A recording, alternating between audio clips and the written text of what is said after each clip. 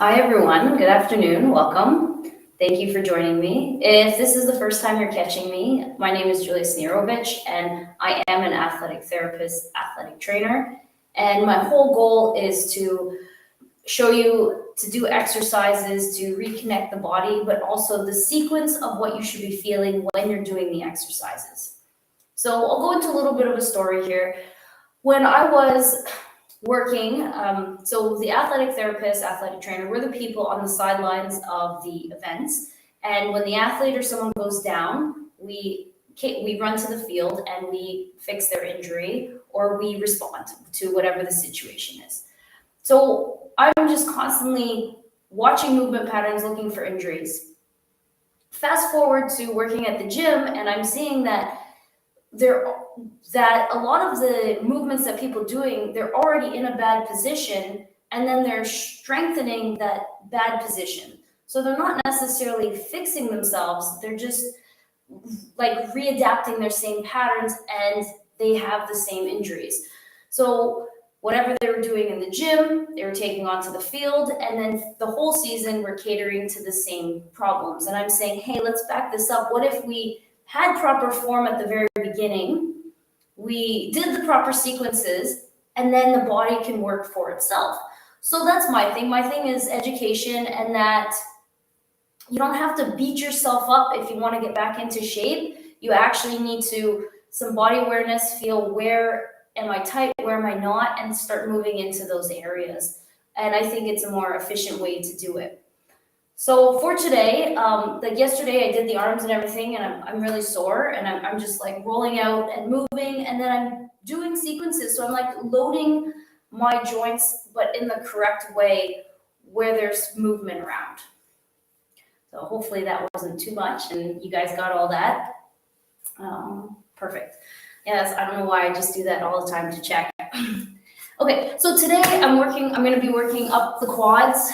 And I'm going to be working a little bit on my thrust, my pelvic thrust, which is really, it's your standing position. So at the bottom of a deadlift, at the bottom of a, let's see, at a squat, at the top of the squat, right? At the top of the deadlift, top of the squat. When you're lifting something, you come to standing position. So most people aren't in a good standing position or don't really know where their standing position is. So even myself, right, I'm fixing my compensation. So as I'm standing here, let me just relax and go where I am. I can feel that I want to be taller, and that so far I was more here at the very beginning. So actually I've come out of that position, quite proud of myself. And all you need to pay attention is that right now I still have a lean to me. My quads are working down, and really I want the front of my body working up, so the back of my body can work down and my butt can squeeze. If I just did, so I'll come up close, if I just did a deadlift or something where I just bent and picked it up. So this is me. This is upper body oriented. So even though I'm pushing with the ground, you can see my back is arching here. I'm driving with my upper body. So I'll show you what that looks like. So this is no core. This is me just doing my exercise class, right? Picking up the weight and thrusting, right? Thrusting. Yes, this is going to give me problems. So then the cue is squeeze your butt. So I can squeeze my butt, but look, I'm still shifting my pelvis forward. So this is me this way, squeeze your butt. That's with this butt cue. I'll show you sideways. Okay, what I want to be centered with my knees over my ankles, over my hips. So I'm going to relax, and all I'm going to do is I'm going to say, okay, if my spine is nice and tall, and if I pushed off the floor, I'm just trying to open up this space. So really, that's it. And as I try to open up the front, my butt will squeeze, and everything will happen. So here's me bent, right? Getting ready for the weight, and up. And you see how it travels, the movement travels from the back of the legs to the head. Now this position isn't perfect yet. I still have to release my quads and do what I need to do, but I'm working on it so that when I stand here, and here I'll show you, this is going to be the end of my deadlift. So if I'm here, okay, and as I squeeze, right, back, squeeze, right? I'm just working on hips, but still head back, being in a sequence. And last one. And you can see, right, then the stomach goes in because the core is on. So what I'm going to do, these puppies here are working down. I need them working up without my back cheating on me. So this is what you're going to do. You're going to lie down on a bed table and you're going to hug your knee and let one hang. So I'll scoot over. Okay, so the rule is that if your thigh is off the table, that means your hip flexors are really tight. And if you can't bend your knee to 90, then your quads are really tight. So I have a couple things going on.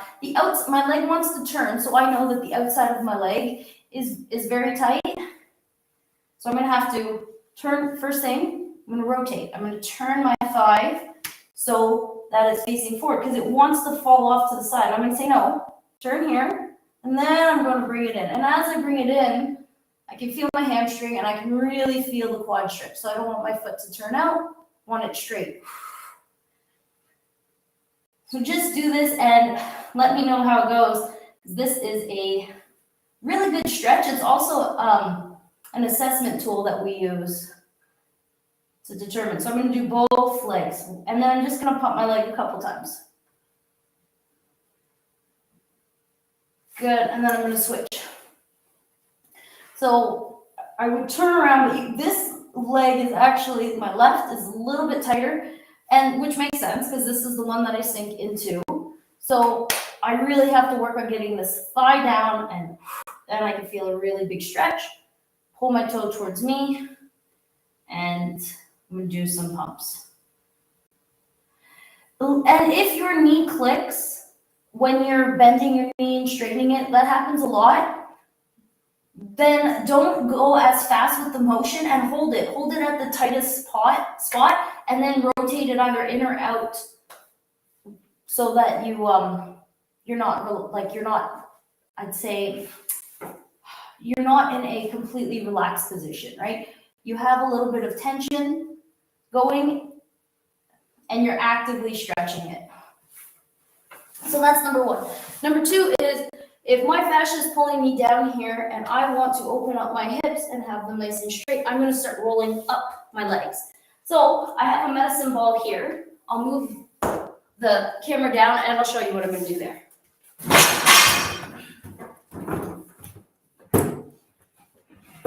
Perfect. Dun, dun, dun, dun.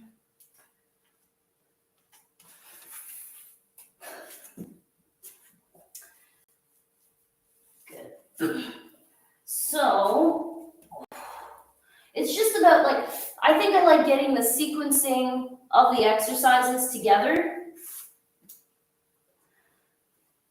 That way everything has a purpose and you know what it should be. If it's just rehab, then it's not fun. Then I find a lot of people don't know what the actual purpose is.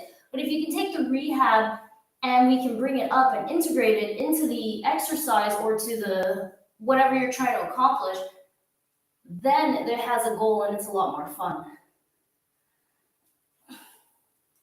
So I don't really know what my goal is of all these videos. I know that I have a lot to share. Literally, I can make 360 episodes on one exercise every single day.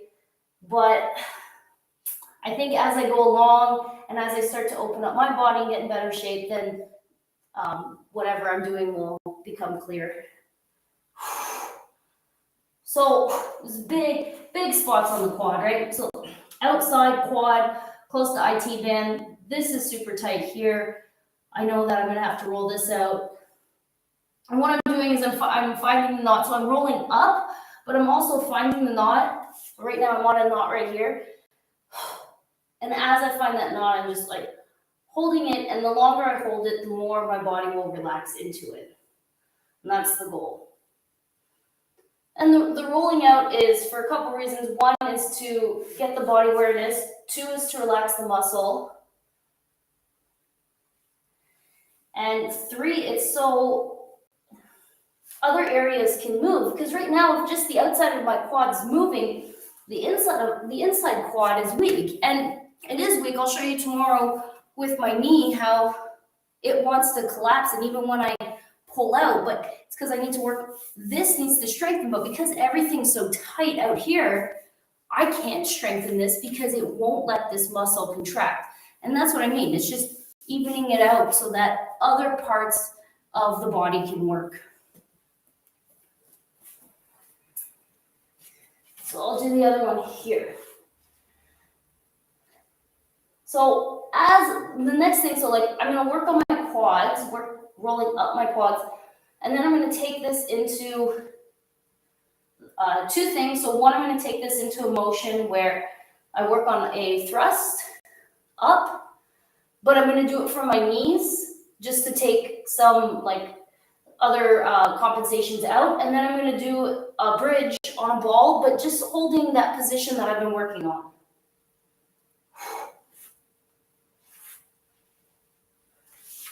Okay, so it's not gonna be the best. I'll have to work a little bit more on like rolling out tomorrow, but I do feel like I did get into my legs.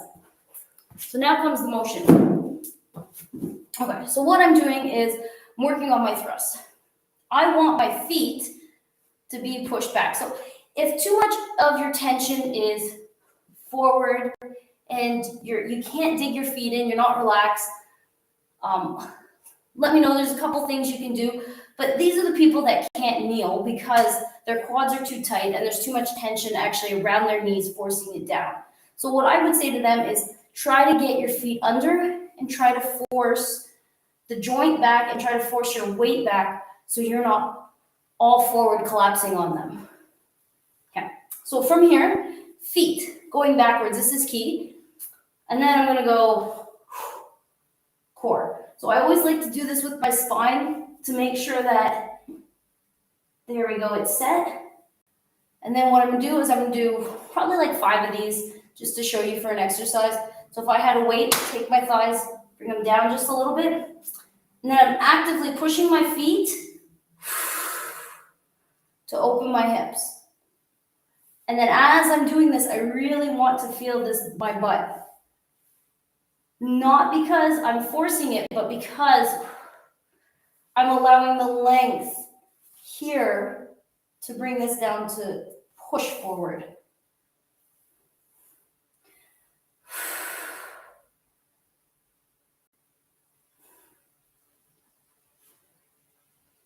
Two more.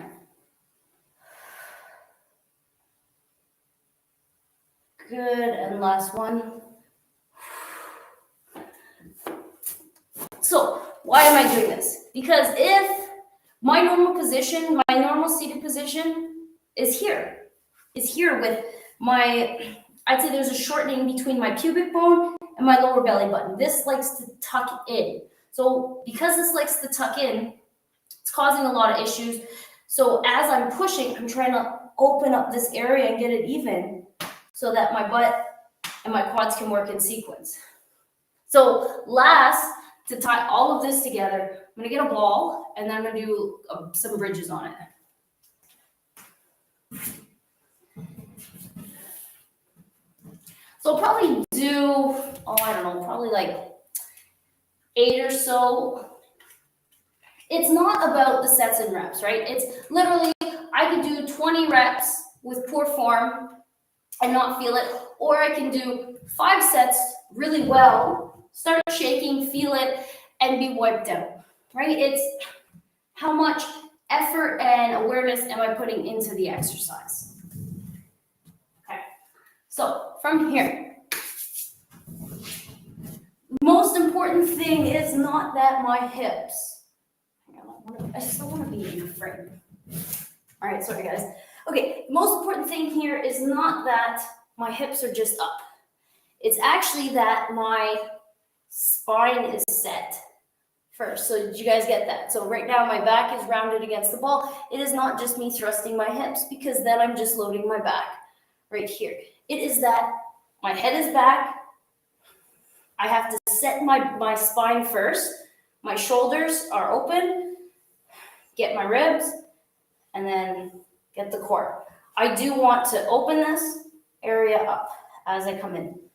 So I have tension coming back here, coming forward here so that the butt can squeeze. So if I had a weight or something, this is the form I want. So I'm still rotated out. Like I said, I'm going to come in, bring it in, hold. Head back. Okay, so now I'm in the position. So now I can really feel my butt shaking and burning. So then what I'm going to do is, as I have this position here, I'm going to let it go just for a second and exhale. Again, not letting the spine move as a unit. It may seem weird that I'm working on this, but this is tight for a lot of people. And then I also want my position. So right now my shins are too far forward. Right here, this is better. I'm even. Good. Back down. All right. And I'm holding. Why? Because I want feeling in this. I want to be able to feel my butt as I stand normal. So I'm going to hold this, because if I relax, right, I would just fall into, and again, into my left hip. So I'm saying, hey, and where do I feel this more? I feel this both butt cheeks, but I feel this a little bit more on my left, which makes sense. I'll do like 2 more or so. Down, head, sit the spine, sit the core, and then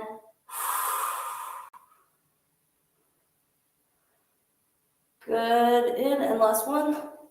See, tiny, it's the tiniest motion. I'm not looking for big. You see how it's my hips right here that are moving? My butt's opening, like my butt's stretching, my head's back, my butt's opening. This small motion will go from not feeling it, being able to hold it, to like, wow, I feel my pelvis, I'm shaking. So a lot of people can't walk out their standing position to actually have their butt functioning as they stand in a normal spot. So what I mean is that, now take a look at this. Hang on. Yeah, because I still want pressure on my heels. Here's me relaxed. Relaxed. Core. There. A little bit of length. Good. So as I can get my back working down a bit, and my quads, I still have to roll them out, then I can get a little bit more lift coming from the core without dropping forward. So this is what I'm looking for, a little bit more. And no, my form's not perfect.